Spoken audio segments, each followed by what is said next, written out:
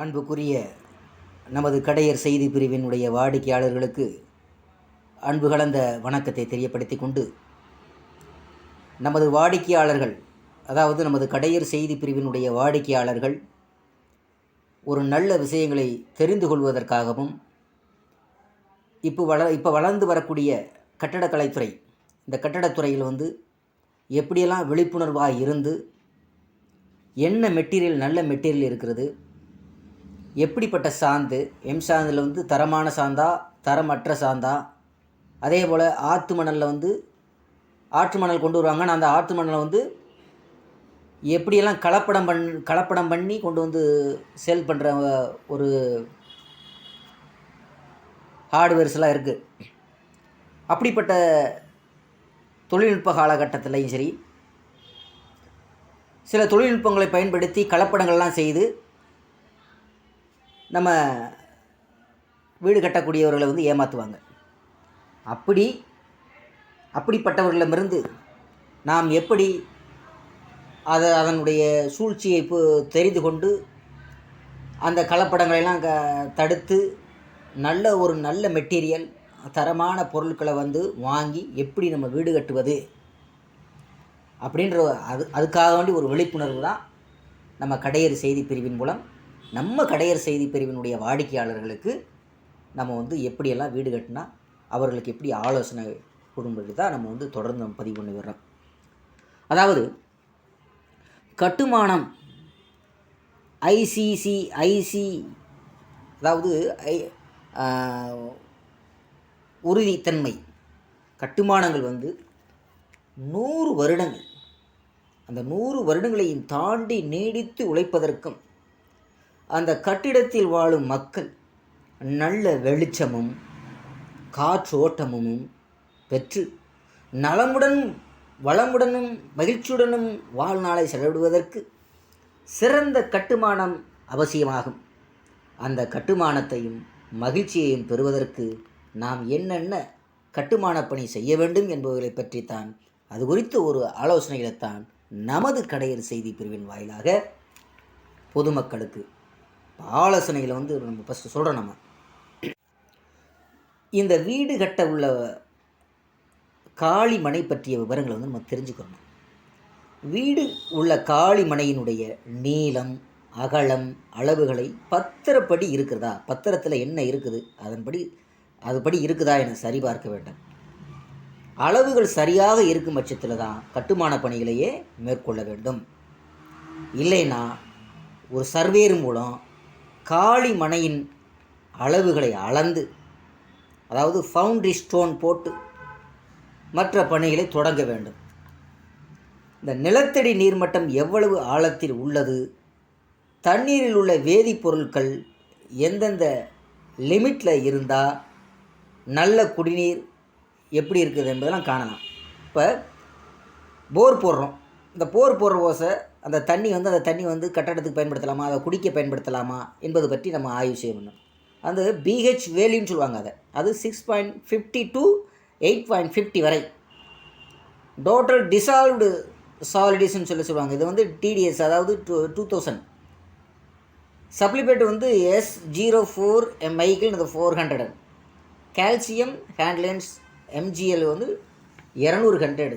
அதாவது இப்போ நான் சொன்ன இந்த அளவுகள்லாம் பார்த்தேன்னா நிலத்தடி நீரில் லேபில் டெஸ்ட் செய்து பார்த்தாலே நான் சொன்ன அந்த வரையறைக்குள்ளே, அந்த லிமிட்டுக்கு உள்ளதான்னு பார்க்கணும். அப்படி இருந்தால் மட்டுமே அந்த நிலத்தடி தண்ணீரை கட்டுமான பணிகளுக்கு பயன்படுத்தலாமா பயன்படுத்தக்கூடாதான்றது டெஸ்ட் மூலம் சொல்லிடுவாங்க. அப்படி அந்த டெஸ்ட் மூலமாக நம்ம பார்த்து நம்ம பயன்படுத்திக்கலாம். கட்டுமானத்துக்கு பொருத்தமானதாக அறிந்து பயன்படுத்த வேண்டும். இல்லைன்னா கீழ்மட்ட தொட்டி, அதாவது சம்பு கட்டுமானம் செய்வதற்கு நல்ல குடிநீரை பயன்படுத்தப்பட வேண்டும்.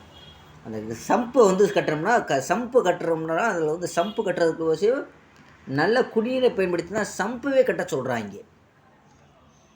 இந்த ஃப்ளாட் லேஅவுட், அதாவது லேஅவுட்டுன்னு சொல்லுவாங்க. ஃப்ளாட் லேஅவுட்டில் வீடு காலிமனை மெயின் ரோடு மட்டத்திலிருந்து, மெயின் ரோடில் இருக்குன்னா மெயின் ரோடு மட்டத்திலிருந்து எவ்வளவு அடி உயரமாக உள்ளதோ, எவ்வளவு அடி மெயின் ரோட்டிலிருந்து நம்ம காளி மனையினுடைய வீட்டினுடைய லேஅவுட்டு எவ்வளவு அடி உயரமாக இருக்குது, அல்லது பள்ளமாக இருக்குதா, லோயராக இருக்குதா என பார்த்து அந்த பேஸ்மட்டத்தினுடைய உயரத்தை ஃபிக்ஸ் பண்ணணும். பேஸ்மட்டத்தினுடைய உயரத்தை வந்து ஃபிக்ஸ் பண்ணணும்னு சொல்கிறாங்க. பொதுவாக காளிமனையின் அருகில் உள்ள ரோடு ஸ்ட்ரீட் மட்டத்திலிருந்து 1.5 அடி அல்லது 2 அடி உயரத்தில் பேஸ்மெண்ட் லெவலை ஃபிக்ஸ் செய்கிறார்கள். ஒப்பந்தக்காரர்களும் அதற்கான ரேட்டையும் தருகிறார்கள். இது வழக்கமான முறையாகும். இது சரியல்ல. த ஃப்ளாட், அதாவது லேஅவுட்டுக்கு அருகில் உள்ள மெயின் ரோடு லெவலில் இருந்து 3 அடி உயரத்தில் தான் பேஸ்மெண்ட் லெவலை அமைக்க வேண்டும். அவ்வாறு செய்தால் தான் ரோடு மட்டம் உயர நமது கட்டட பேஸ்மெண்ட் மட்டம் குறையாது. பிற்காலத்தில் 10-15 வருடங்களில் புதிய ரோடு போட நமது வீட்டையும் பேஸ்மெண்ட்டையும் லெவல் பண்ணும் பொழுது ரோடு லெவல் ஒன்றாகி அந்த மழை நீர் வந்து ட்ரைனேஜ் வாட்டர் வந்து வீட்டுக்குள் வருவதற்கு வாய்ப்பு ஆகிரும். இதெல்லாம் யோசித்து பார்த்து தான் இந்த பேஸ்மெண்ட்டை நம்ம வந்து கட்டுறதுக்கு உண்டான முயற்சிகளை நம்ம எடுக்கணும். அதே நேரத்தில் இந்த காளிமனையின் மண் தன்மையை வந்து இந்த சாயில் டெஸ்ட் மூலம் வந்து அறிந்து கொண்டு அந்த தொழில்நுட்ப வல்லுநருடன் உதவியுடன் சேர்ந்து சரியான அடித்தளம் அமைக்க வேண்டும். மேலும் களிமண் தரையானால் மிகுந்த கவனத்துடன் செயல்பட வேண்டும். அடித்தளத்தில் தோண்டி எடுத்த களிமண்ணை, அதாவது பேஸ்மெண்ட் ஃபைலிங்க்கும் அடித்தளத்தில் பக்கவாட்டில் உள்ள ஃபைலப்பும் செய்யக்கூடாது என்று, அது தவறாகும் என்று சுட்டி காட்டுறாங்க. தோண்டி எடுத்த களிமண் காளிமனையில் இருந்து வெகு தூரத்திற்கு கொண்டு வந்து, அதாவது அதை வந்து ஹர்ஃபுல் செய்வன், அதாவது சிலர் களிமண் தன்மையை ப்ராப்பர்ட்டி செய்யாமல் அட்ஜஸ்ட்மெண்ட்ஸ் ஃபைலிங்ஸ் உபயோகப்படுத்துகிறார்கள். இதனால் கிரவுண்ட் ஃபுட்டிங் செட்டில் ஆகி ஃப்ளோரிங்கில் வந்து கிராக் ஏற்பட்டு உடைந்து போகக்கூடிய தன்மைக்காக இது வந்துடுது. தோண்டி எடுத்த களிமண்ணை காளிமனையில் இருந்து வெகு தூரத்துக்கு கொண்டு சென்று டெபாசிட் செய்ய வேண்டும். ஆனால் சிலர் களிமண்ணின் தன்மையை, அதாவது ப்ராப்பர்ட்டி, அதாவது தெரியாமல் பேஸ்மெண்ட் ஃபைலிங்க்கு உபயோகப்படுத்துகிறார்கள். அந்த ஃபைலிங்க்கு உபயோகப்படுத்துகிறார்கள். இதனால் கிரவுண்ட் ஃப்ளோரிங் ஸ்டைட்டில் ஆகி ஃப்ளோரிங்கில் வந்து கிராக் ஏற்படுவதுடன் உடைந்து போகிறது. இதை தவிர்க்க வேண்டும் சொல்கிறாங்க. இந்த தோண்டி எடுத்த களிமண்ணை வந்து அந்த ஃபைலிங்க்கு வந்து பயன்படுத்தப்படக்கூடாதுன்னு சொல்கிறாங்க. அதாவது வீட்டிற்கு வரைபடம், அதாவது பிளான் தயாரிக்கும் பொழுது, அதாவது நடைபாதை பாசேஜ் குறைவாகவும் வெளிச்சம் காற்றோட்டம் அதிகமாகவும் இருக்குமாறு கவனித்து வடிவமைக்க வேண்டும். அப்போது தான் வீட்டில் உபயோகிக்கும் இடம் அதிகம் கிடைக்கும். இப்போ பிளான் தயாரிக்கும் போது ஆர்கிடெக்ட் மற்றும் தொழில்நுட்ப வல்லுநர்களை அணுகி முறையாக பிளான் தயாரிக்க வேண்டும். இந்த வீட்டை பராமரிப்பு செய்வதற்கும் இந்த ட்ரைனேஜ் லைன் அமைப்பதற்கும் அரசு விதிப்படி வீட்டை சுற்றி 5 அடி இடம் இருக்க வேண்டும் என்று கூறுகிறார்கள். அடித்தளம் அமைக்கும் போதும் நாம் என்ன கவனத்தில் கொள்ள வேண்டியதை பற்றி நாம் பார்த்தோம் என்று சொன்னால், வீடு கட்டுவோருக்கும் உரிமையாளர்களுக்கும் பணியாளர்களுக்கும் பொறியாளர் அல்லாதவர்கள், தொழில்நுட்பம் தெரியாதவர்களும், கம்பி கட்டும் பணி செய்பவர்களுக்கும் கட்டுமானத்தில் காங்கிரீட் தூண்கள், பீம்கள், ஸ்லாப்புகளுக்கு உபயோகப்படுத்தப்படும் எஃகு கம்பிகளை பொறியாளர் தொழில்நுட்ப வல்லுநர்கள் அதிகமாக கொடுத்துள்ளார்கள் என பொதுவாக கூறுகிறார்கள். ஆனால் 20 mm, 16 mm, 12 mm எங்கே உபயோகிக்க வேண்டும் என்ற பொறியாளர்களின் கணக்கு தெரியாது. மற்றும் எந்த உபயோகத்திற்காக கட்டடம் கட்டப்படுகிறது, பீம்களின் நீளம் எவ்வளவு, காங்கிரீட் தூண்கள் எந்தெந்த இடைவெளியில் அமைத்துள்ளார்கள் என்பதும் தெரியாது. வரைபடத்தை, அதாவது நாம் படம் போட்டு காட்டுறதை பார்த்தாலே தெரியும். தொழில்நுட்பம் அறிந்தால்தான் புரியும். கட்டிட பயன்பாட்டிற்கு லெவல் லோடிங், அதாவது லைவ் லோடு மாறுபடும் போது ஐஎஸ் கோடு, அதாவது 875-1983 பின் வருமாறு லைவ் லோடுகள் கொடுக்கப்பட்டிருக்கிறது. அதாவது வீட்டுக்கு வந்து ஹவுஸ், அதாவது வீட்டுக்கு நடமாடும் லைவ் லோடு வந்து பளு வந்து 200 kg M2 M/2 R 2 kg/M2. அதாவது பள்ளிக்கூடம் ஸ்கூல் வந்து 300 kg/M அல்லது 3.k/M2. கடை ஷாப்பு அப்படின்னு பார்த்தோன்னா ஆஃபீஸ் 4 kgs. அதாவது பப்ளிக் பில்டிங்னால் கல்யாண மண்டபம், ஆடிட்டோரியம், அரங்குகள், கூட்ட அரங்குகள், கம்யூனிட்டி ஹாலில் வந்து 500 kg ஆர் 500 m2. லைப்ரரி வந்து பயிலரங்கு, அது 400 kgmலேருந்து 4.5 kgm சொல்லுது. இவ்வாறு தரம் பிரித்து கட்டிட பயன்பாட்டிற்கு ஏற்ப கட்டிடத்தை தாங்க வேண்டிய நடமாடும் எடை லெவல் லோடு கொடுக்கப்பட்டு அந்த காங்கிரீட் தூண்களுக்கு இடையே சென்டர் டிஸ்டன்ஸ் கட்டிடத்தில் உள்ள அறைகள் உபயோகத்திற்கு ஏற்ப மாறுபடும். இவ்வகைகளை கணக்கிட்டு காங்கிரீட் தூண்கள் எவ்வளவு பளு லோடு, அதாவது எவ்வளவு லோடு தாங்க வேண்டும், காங்கிரீட்டின் பீமுகள் எவ்வளவு பளு மற்றும் மோமெண்ட்ஸ்களை தாங்க வேண்டும் என்று கணக்கீடு பார்த்து அதற்கு ஏற்ப வடிவமைப்புகள் செய்து எஃகு கம்பிகளின் எண்ணிக்கை மற்றும் விட்ட அளவுகள் நிர்ணயம் செய்து வடிவமைப்பு செய்திருக்கிறார்கள். அதாவது 20 mm, 20 mm, 25 mm, 60 mm, 12 mm எத்தனை தேவை என்பதையும் கணக்கிட்டு செய்ய வேண்டும். இது தெரியாதவர்கள் பொறியாளர்கள் அல்லாதவர்கள் தங்களுக்கு தெரிந்தாது போல் எண்ணி எஃகு கம்பிகள் கூடுதலாக உள்ளது என பறைசாற்றுவார்கள். இது மிகவும் கண்டிக்கத்தக்கதாகவும் சொல்லுகிறார்கள், தவறான செயலாகவும் சொல்கிறார்கள். தொழில்நுட்பத்தில் எஃகு கம்பிகள் கூடுதலாக போட்டால் ஸ்டூடெண்ட்ஸ் ஃபெயிலர்ஸ் ஏற்படும். அதாவது 10% குறைவாக தேவையை போட்டால் ஃபெயிலரை விரிசல்கள் மூலமாக கட்டிடம் என்னால் பளுவை தாங்க இயலவில்லை என வெளிப்படுத்தி ரிப்பேர் ரெனோவேஷன் செய்யுங்கள் என கட்டிடம் தெரிவிக்கும். அப்போது கட்டிட உரிமையாளர்கள் தொழில்நுட்ப வல்லுநர்கள் அணுகி கட்டிட விரிசல்களை சரி செய்ய நடவடிக்கை எடுக்க இயலும். இந்த விஷயம் தெரிந்து கருத்து உண்மை தொழில்நுட்பம் தெரியாதவர்கள் தங்களுக்கு தான் எல்லாம் தெரியும் என 4 கட்டிடங்கள் கட்டியுள்ளேன், இது சரி இது தவறு என தொழில்நுட்பம் பற்றி நன்கு தெரிந்தவர்கள் போல பாவித்து தொழில்நுட்ப வல்லுநருடனுமே வாதாடுவார்கள். இந்த நிலையை மாற வேண்டும். தொழில்நுட்ப பக்தி வழி செழிப்படைய வேண்டும். நீடித்து உழைக்க வேண்டும். கட்டிய கட்டுமானத்தை பெற்று அனைவரும் பயன்பெற வேண்டும்.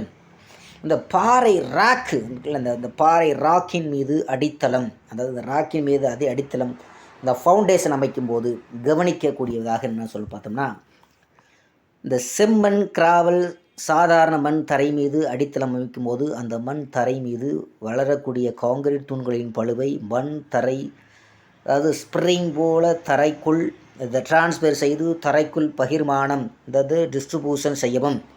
கிராட்டிவிட்டிஸ் லோடு வெர்டிக்கலாக டிரான்ஸ்ஃபர் ஆகும். அதாவது மண் தரை எர்த்துக்கும் காங்கிரீட் தூண்களுக்கும் இந்த ஃபுட்டிங்களுக்கும் நன்கு கான்டாக்ட் இருக்க வேண்டும். பலு நேராக தரைக்குள் பகிர்மாக ஆகும். பக்கவாட்டில் சிலர்ஸ் பலு செல்லாது, இந்த ஸ்லிப்பாகாது. மண்ணுக்குள் கிராம்கள் பலுவை ரிசர்வேஷன் செய்யும். எனவே வெர்டிக்கல் பலுவிற்கு மட்டும் லோடு அடித்தளம் வடிவமைப்பு செய்ய வேண்டும். பக்கவாட்டு விசைக்கு லேட்ரல் ப்ரெஷர்ஸ் அடித்தளம் வடிவமைப்பு செய்ய தேவையில்லை. 2ஆம், அடித்தளம் உறுதியாக அமையும். இதுதான் மண்ணின் தன்மை, இந்த ப்ராப்பர்ட்டி ஆகும். ஆனால் மிகவும் உறுதியான பாறை இந்த ராக் மீது அடித்தளம் அமையவிருக்கும்போது அதற்கேற்ப அடித்தளம் வடிவமைப்பு செய்யப்பட வேண்டும். இது என்ன அளவு முக்கியம் என்றால் கண்டிப்பாக சிறப்பான ஸ்பெஷல் கவனிப்பாகவும் இது இருக்க வேண்டும். இந்த பாறை ராக் பெற்றுள்ள இடத்தில் நம்ம காட்டக்கூடிய இந்த காண்பித்து அடித்தளம் வைக்கப்படும் பொழுது மேற்கண்ட படம் இந்த வீடியோ பார்த்தீங்கன்னா இந்த நான் காட்டக்கூடிய இந்த வீடியோ இந்த கட்டிடத்தில் வடிவமைக்கப்பட்டிருக்கிறது எக்ஸ்டென்ஷன் அடித்தளத்தில் 2019 அமைக்கப்பட்டிருந்த நடவடிக்கை செயல்படுகிறது. இந்த சிறப்பு முக்கியத்துவமாக இதற்கு என்பது பார்த்தோம்னா விழாக்களும் கொடுக்குறது. அதாவது பொக்குப்பாறை என்று சொல்லக்கூடாது. அந்த பாறையில் சில பாறையில் சில வகைகளாக பிரிக்கலாம். அது என்னென்னு பார்த்தீங்கன்னா இந்த பொக்குப்பாறை சோல்டு டிஸ்டன்ஸஸ் ராக்ஸ் STRs. இது 440 kN/m². இந்த மிதமான பாறை மீடியம் ராக்னு இது 900 kN/m² அப்படின்னு சொல்லுவாங்க. ஸோ மிகவும் உறுதியான பாறைன்னு பார்த்தீங்கன்னா ஹார்ட் ராக் இது 300 kN/m². மேற்கண்ட 3 வகை பாறை நன்கு பளு தாங்கக்கூடியவர்களாகவும் அவைகளின் தாங்கும் திறன் மேலே கொடுக்கப்பட்டிருக்க மாதிரி நம்ம பார்க்கணும். இந்த பொக்குப்பாறை என்பது STR என்பது லேயராக இருக்கும். மஞ்சள் நிறத்தில் செதிலாக வெயில் பட்டால் பின்னக்கூடியதாகவும் இருக்கும், வெயில் பட்டால் மின்னக்கூடியதாகவும் இருக்கும். கிராமங்களில் கிணறு தோண்டும் போது இவ்வகை பாறைகள் கிடைப்பதை நம்ம பார்க்கலாம். மிதமான பாறை, இது வந்து பொக்குப்பாறை, கிணறு தோண்டும்போது இதில் செதில் செதிலாக இருக்குது. அது வந்து கிராமம் தான். இந்த மிதமான பாறை வந்து மீடியம் ராக்னு சொல்லப்படும். இது வந்து இந்த பளு தாங்கக்கூடிய பாறைகள் தான் இதனுடைய டெனிசிட்டி அதிகமாக இருக்கும். இது ஃபைல் ஃபவுண்டேஷன்ஸ் ஹார்ட் ராக், அதாவது பெட் வரை, அதாவது 30 mm 40 mm என்றாலும் அந்த ஆழத்தில் அமைக்கிறார்கள். கட்டிட காங்கிரீட் தூண்களினுடைய பளுவை இந்த ஹார்ட் ராக் வரை இந்த ப்ளீஸை கொண்டு சென்று கட்டிட அஸ்திவாரத்தையும் உறுதி செய்கிறார்கள். மிகவும் உறுதியான பாறை என்றால் டென்னிசிட்டி கூடுதலாக இருக்கும். மிதமான பாறைக்கும் உறுதியான பாறைக்கும் டென்னிசிட்டி தான் வித்தியாசம், வேறு ஒன்றுமில்லை. அதனால்தான் அந்தந்த பாறைகளின் பழுதாங்கும் திறன் வேறுபாடும் கட்டிட அஸ்திவாரங்களையும் நன்கு தாங்கி நின்று கட்டுமானத்தை நீடித்து உழைக்கக்கூடியதாக இருக்கிறது. உறுதியானதாகவும் அமைக்க வேண்டும். கட்டுமான பகுதியில் எல்லா இடங்களிலேயும் பாறைகள் வருவதில்லை. இடத்திற்கு இடம் மாறுபடும். ஆனால் மிகுந்த ஆழத்தில் பாறைகள் வரலாம். வரும் சில இடங்களில் தரையிலிருந்து 1 மீட்டர் ஆழத்திலேயோ பாறைகள் கிடைக்கும். இது நிலையானது இல்லை. வயல்வெளியில் கண்மாய் பகுதியில் களிமண் பூமி பெரும்பாலும் இருக்கும். மண் தன்மை ஆழம் அதிகரிக்க மாறுபடலாம். மாறாமலும் களிமண்ணே கிடைக்கலாம். இதனை ப்ரோ ஹோல் போட்டு எந்தெந்த ஆழத்தில் எவ்வகை மண் கிடைக்கிறது என்று பார்த்து மண் ஆராய்ச்சியில் கண்டுபிடித்து அதன் தாங்கும் திறனை கண்டுபிடித்து சரியான அடித்தளத்தை தேர்வு செய்து தொழில்நுட்ப வல்லுநர்களுடன் இந்த வடிவமைப்பை செய்ய வேண்டும். இந்த பாறைக்கு 1 மீட்டர் ஆழம் தரைப்பகுதியிலிருந்து கிடைத்தால் அத்தகைய அடித்தளம் அமைக்கலாம். பொதுவாக 5 அடி அல்லது 1.50 மீட்டர் ஆழத்தில் அஸ்திவாரம் அமைக்கப்பட்டு வருகிறது.